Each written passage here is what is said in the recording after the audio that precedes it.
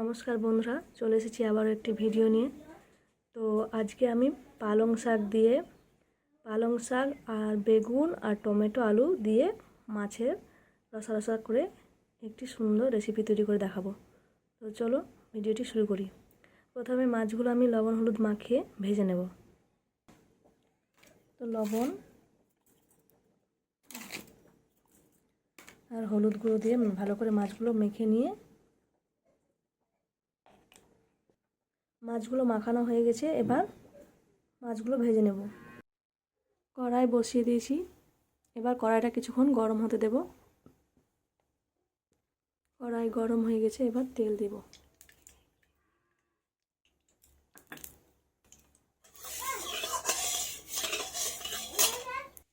এবার মাছগুলো ছেড়ে দেব। মাছগুলো ছেড়ে দিয়েছি, এবার লাল লাল করে ভেজে নেব। এবার উল্টে দেব।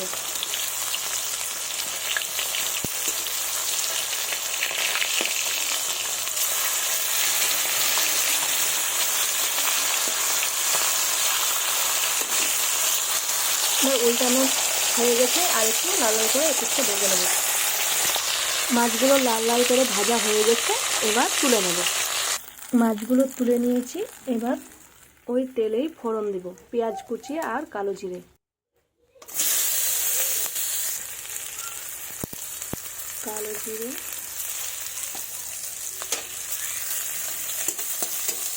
এগুলো একটু লাল লাল করে ভেজে নেব। এবার আলু আর বেগুন দিয়ে দেব। কেটে রাখা আলু বেগুন নেড়ে চেড়ে লবণ হলুদ দিয়ে দেব। পরিমাণ মতো লবণ দিব, পরিমাণ মতো হলুদ গুঁড়ো। নেড়ে চেড়ে কিছুক্ষণ ঢাকা দিয়ে দেবো, সিদ্ধ হবে। না, ঢাকা দিয়ে দেবো। ঢাকাটা তুলব, দিয়ে নেড়ে চেড়ে দিব, আর একটু ঢাকা দিয়ে দেবো। এবার হয়ে গেছে। এবার এর মধ্যে একটা টমেটো কুচি দিয়ে দেবো। টমেটো কুচিটা দিয়ে একটু নেড়ে দেবো। ইতিমধ্যে মশলা আমি তৈরি করে নিয়েছি। এখানে ঝাল মানে শুকনো লঙ্কা বাটা, জিরে বাটা, আদা বাটা, পেঁয়াজ বাটা আছে। এই পেস্টটি দিয়ে দেব।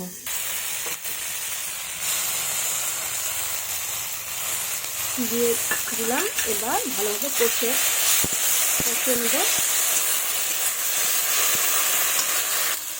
কষানো হয়ে গেছে বন্ধুরা। এবার এর মধ্যে পালং পাতাগুলো দিয়ে দেব।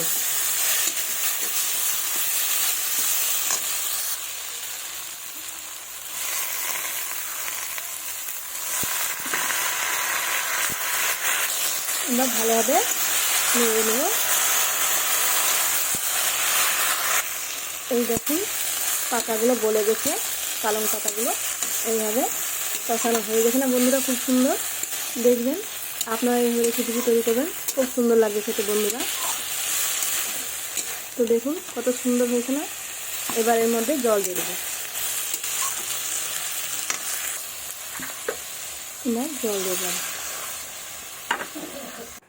জল দিয়ে দিয়েছি। এবার কিছুক্ষণ ফুটতে দেব। ঝোল ফুটে গেছে বন্ধুরা। এবার মাছগুলো দিয়ে দেব।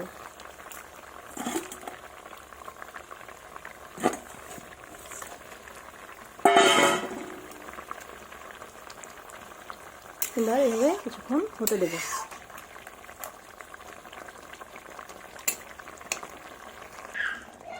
এই দেখুন বন্ধুরা, হয়ে গেছে মাছের রসা। তো এবার নামিয়ে নেব। তো তোমরা দেখতেই পাচ্ছ আমি নামিয়ে নিয়েছি। দেখো কি সুন্দর হয়েছে না? খেতেও কিন্তু খুব সুন্দর হবে বন্ধুরা। তোমরা এই রেসিপিটি অবশ্যই ট্রাই করো। খুব সুন্দর কিন্তু পালং শাক দিয়ে এই মাছের এই রেসিপিটা খুব সুন্দর। আর কিছুই লাগবে না, এই দিয়ে তোমরা এক থালা ভাত খেয়ে নেবে বন্ধুরা। দেখো খুব সুন্দর হয়েছে না? কালারটাও খুব সুন্দর হয়েছে। তো আমার এই ভিডিওটি দেখার জন্য তোমাদের সবাইকে ধন্যবাদ। আমার এই ভিডিওটি ভালো লাগলে পরে আমার চ্যানেলটিকে অবশ্যই সাবস্ক্রাইব করে রাখবে, লাইক শেয়ার কমেন্ট করবে, যাতে আমি নতুন ভিডিও বানাতে উৎসাহ পাই। তো ধন্যবাদ বন্ধুরা, দেখা হবে পরবর্তী ভিডিওতে। নমস্কার সবাইকে।